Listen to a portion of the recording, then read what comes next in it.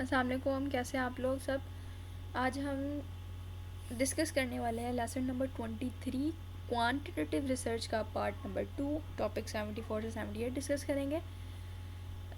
इसमें इसमें हम experimental design, sample design, techniques, tool और डेटा एनालिसिस को समझेंगे। चलिए स्टार्ट करते हैं। Experimental design in quantitative research. सबसे पहले बात करते हैं एक्सपेरिमेंटल डिज़ाइन की। ये डिज़ाइन विलियम वंडर्ट ने इंट्रोड्यूस किया था, जो एक साइकोलॉजिस्ट थे। उन्होंने पहले रैट पर एक्सपेरिमेंट किया था, एक जानवर पर, रैट यानी चूहे पर एक एक्सपेरिमेंट किया था ताकि एनिमल बिहेवियर का पता चल सके।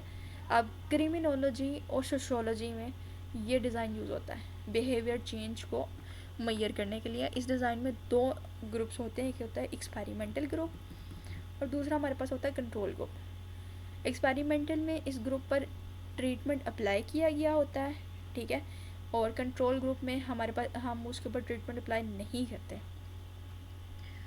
फॉर एग्ज़ाम्पल, अगर किसी कम्युनिटी में डोमेस्टिक वायलेंस या एसिड अटैक्स हो रहे हैं तो रिसर्चर दोनों ग्रुप के लिए इनिशियल ओपिनियन लेगा। दोनों ग्रुप्स में, एक्सपेरिमेंटल ग्रुप में भी और कंट्रोल ग्रुप में, ठीक है, क्वेश्चनरी बेस्ड जो सा है वो ओपिनियन लेगा। फिर एक्सपेरिमेंटल ग्रुप को मूवी या लेक्चर दिखाएगा, ठीक है। पहले दोनों से क्या कहते हैं उसको एक सर्वे कंडक्ट कर लेगा, फिर एक्सपेरिमेंटल ग्रुप को एक मूवी या लेक्चर देगा, और एक कंट्रोल ग्रुप, एक ग्रुप रह गया, ठीक है। स्पेसिफिकली सिंपल और दो ग्रुप हैं, ठीक है, उठा लो कोई किसी भी रैंडमली। तो एक ग्रुप में पहले दोनों ग्रुप से आपने एक दफ़ा सर्वे कंडक्ट कर लिया, फिर आपने एक ग्रुप को उठाया, ग्रुप ए को, और उसको आपने मूवी या लेक्चर दिखाया, ठीक है, सिंपल। और जो ग्रुप बी है उसको आपने ये नहीं दिया, ना उसको लेक्चर दिया, ना आपको ने उसको मूवी दिखाई, फिर दोनों ग्रुप का रिस्पॉन्स कंपेयर किया। ये रिसर्च हेल्प करती है देखने में किस मेथड से लोगों का बिहेवियर चेंज हो सकता है, ठीक है, क्या चीज़ें अगर की जाएँ तो लोगों का पॉइंट ऑफ व्यू चेंज हो जाता है। सिंपल इसमें ये है। नेक्स्ट हमारे पास टॉपिक 75 आ जाता है, interviews, casual and questionnaire. Quantitative research में दो इम्पोर्टेंट टूल्स होते हैं, ठीक है। एक होता है इंटरव्यू कैजुअल, ठीक है, कुछ क्वेश्चंस क्लोज एंडेड होते हैं और कुछ ओपन एंडेड होते हैं। मोस्टली लिक्विड स्केल यूज़ किया जाता है इसके लिए, इसको मैयर करने के लिए। फ़ेस टू फेस या टेलीफोनिक इंटरव्यूज़ में यूज़ होती हैं ये चीज़ें, ठीक है। रिस्पोंडेंट से सजेशन भी पूछी जा सकती है इसमें, ठीक है। नेक्स्ट हमारे पास आता है क्वेश्चनरी। क्लोज एंडेड क्वेश्चन होते हैं इसके अंदर, स्ट्रक्चर्ड फॉर्मेट होता है, ऑनलाइन रिसर्च के लिए बेस्ट होता है, फ्लेक्सिबिलिटी नहीं होती इसमें, डेटा एनालाइज होता है थ्रू SPSS। इंटरव्यूज कैजुअल में आपके पास ओपन एंडेड होता है। ओपन एंडेड होता है कि आप अगला बंदा जो रिस्पोंडेंट है वो डिस्क्रिप्टिव फॉर्म में भी अगर आपको डेटा दे रहा है तो आप उसका पूछ रहे हो और उसके अंदर आप क्वेश्चन भी ऐड कर रहे हो, ठीक है। स्ट्रक्चर्ड नहीं होता, आपने पहले से कोई क्वेश्चन बना के नहीं रखे हुए, ठीक है। और इसके अंदर आप क्वेश्चनरी के अंदर क्लोज एंडेड क्वेश्चन होते हैं, इसमें आपने स्ट्रक्चर फॉर्मेट को फॉलो करना होता है कि जो लिख के गए हैं बस हमने उतना ही डेटा लेना है। ऑनलाइन रिसर्च के लिए बेस्ट है, ठीक है। फ्लेक्सिबल डेटा आप नहीं ले सकते इसके अंदर, स्पेसिफिकली आपने यस नो में जवाब लेना होता है, ठीक है, या एग्री या डिसएग्री में लेना होता है।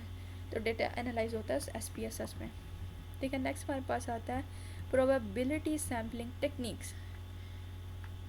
क्वांटिटेटिव रिसर्च में सबसे पहले कॉमन सैम्पलिंग टेक्निक है प्रोबेबिलिटी सैम्पलिंग। इसमें हर किसी को इक्वल चांस मिलता है रिसर्च में सिलेक्ट होने का, ये प्रोसेस रैंडम होता है, ठीक है। ओके, एग्जांपल ये है कि अगर यहाँ पे एग्जांपल दी हुई है, अगर रिसर्चर जेल में यानी प्रिसन, अगर रिसर्चर जेल में जाकर रिसर्च करना चाह रहा है तो वो अपनी मर्ज़ी के 5 क्रिमिनल उठा के उसे क्वेश्चन कर सकता है या उससे कुछ क्वेश्चन पूछ सकता है। ये मेथड पब्लिक ओपिनियन रिसर्च के लिए भी यूज़ होता है, जैसे क्राइम रेशो इन लाहौर वगैरह। कभी कहीं भी लोग अवेलेबल नहीं होते या बीच में इंटरप्शंस होती हैं जिसकी वजह से सैम्पलिंग प्रोसेस डिले हो सकता है। या नेक्स्ट हमारे पास आ जाता है type of probability sampling. Probability sampling के कुछ इंपॉर्टेंट टाइप्स होती हैं।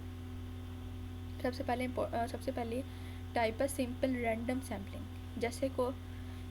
जैसे कि जो भी 50% मुझे मिलेंगे उसमें से मैं सेलेक्ट करूँगा कि सिंपल रैंडम आपने ज़्यादा सारा डेटा है, 100 पीपल का डेटा है और उसमें से आपने कोई भी रैंडम से 5 बंदे उठा लिए हैं, तो ये होगा simple random sampling.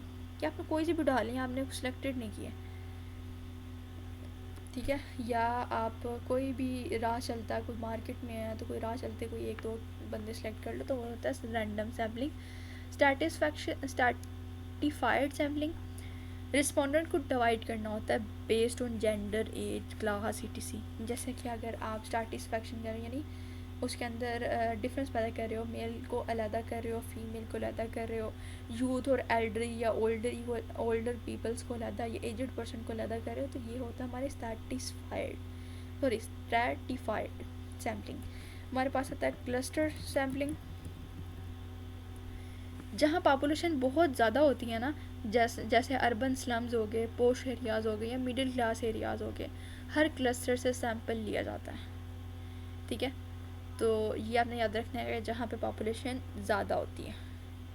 Systematic sampling में होता है कि लॉन्ग लिस्ट से हर 10 या 100% जो है वो सेलेक्ट किया, कि ज़्यादा लंबी 1000 या लाखों में आपकी कोई लिस्ट है, उसमें से 10 या 100 बंदे आपने उठा लिया। सिंपल सिस्टमेटिक होता है कि स्टार्टिंग के आपने जो 10 या 20 या 30 जितने भी बंदे स्टार्टिंग के आपने उठाने तो वो उठा लिया, वो होता है सिस्टमेटिक, यानी लाइंस, मतलब स्टेप बाय स्टेप होता है सिस्टमेटिक। नेक्स्ट हमारे पास होता है कोटा सैम्पलिंग। अगर पॉपुलेशन बहुत ज़्यादा बड़ी है ना, तो हर कैटेगरी को कोटा दिया जाता है, ठीक है। जैसे वुमेन का हो गया 30% कोटा, वर्किंग क्लास को 40% कोटा दे दिया, डिसेबल पर्सन को 10% दे दिया, तो ये कोटा सिस्टम होता है, ठीक है। नेक्स्ट हम आते हैं tools to analyse the data. Data analysis के लिए कुछ इंपॉर्टेंट टूल्स जो यूज़ होते हैं, ठीक है। स्टेप बाय स्टेप एनालिसिस हो गया, डेटा मैनेजमेंट हो गया, सबसे पहले डेटा को ऑर्गेनाइज करना, रिस्पॉन्स एवेलुएशन हो गया, देखना है कि सब क्वेश्चंस का आंसर मिला है या नहीं, ठीक है। कोडिंग यानी लिकर्ट स्केल का रिस्पॉन्सेस को नंबर असाइन करना, यानी एग्जांपल आप लिकर्ट स्केल में यस अगर आपके पास है तो आप 1 स्पेसिफिक नंबर कर दें।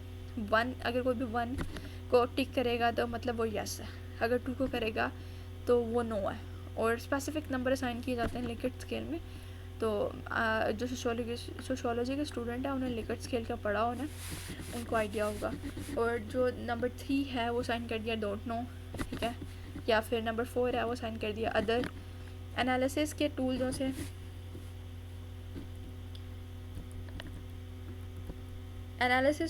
यहाँ पे यूज़ हुए हैं, ठीक है। सबसे ज़्यादा यूज़ होने वाला सॉफ्टवेयर है SPSS, यानी इसके अंदर तीन तरह से आप डेटा कर सकते हो, एक यूनी वेरिएंट है, एक बाई वेरिएंट है और एक मल्टी वेरिएंट है, ठीक है।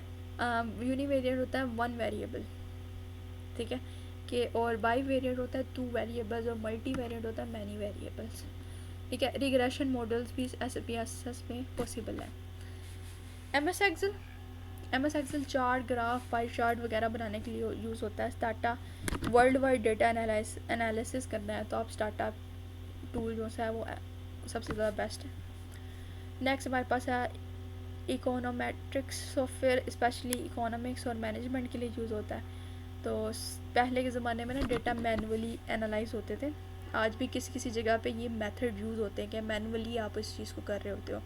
तो हमने अपने पिछले लेक्चर्स में मैनुअल कोडिंग, एक्सेल कोडिंग, ये सारी चीज़ें पढ़ी थी, तो आपको सेलेक्टिव कोडिंग, तो ये 3 चीज़ें होती हैं जो आप मैनुअल डेटा खुद जो सा है वो एनालाइज कर रहे होते हो। आज हमने इस लेक्चर में एक्सपेरिमेंटल रिसर्च कैसे बिहेवियर चेंज मेजर करता है, ठीक है। जैसे उसने एक राइड के ऊपर एक एक्सपेरिमेंटल था और एक कंट्रोल ग्रुप था, देखा उसको डिफरेंस देखा, इंटरव्यूज़ का रिजल्ट देखा, क्वेश्चनरी के डिफरेंसेस देखे, प्रोबेबिलिटी सैम्पलिंग और उसकी टाइप्स देखी, data analysis tool like SPSS देखा, एक्सेल, स्टाटा, ठीक है। ये सारी चीज़ें हमने आज पढ़ी हैं अपने इस लेक्चर में। अगर आपको ये लेक्चर समझ आ गया हो, लाइक करो, शेयर करो, कमेंट लाजमी किया करें कमेंट, ताकि मुझे पता लगे कि आपको समझ आ भी रहा है कि नहीं आ रहा। और दूसरा कि अगर कोई कन्फ्यूजन हो तो भी आप मेरे से पूछ सकते हो, तो कोई मसला नहीं है, मैं आपको हमेशा रिप्लाई करूँगी आपके कमेंट्स का। और अगर आपको जानने वाले फ्रेंड्स वगैरह हैं सोशोलॉजी के स्टूडेंट हैं तो उनको ये चैनल रिकमेंड भी करें। मिलते हैं अपने नेक्स्ट लेक्चर में, तब तक के लिए अल्लाह हाफ़िज़।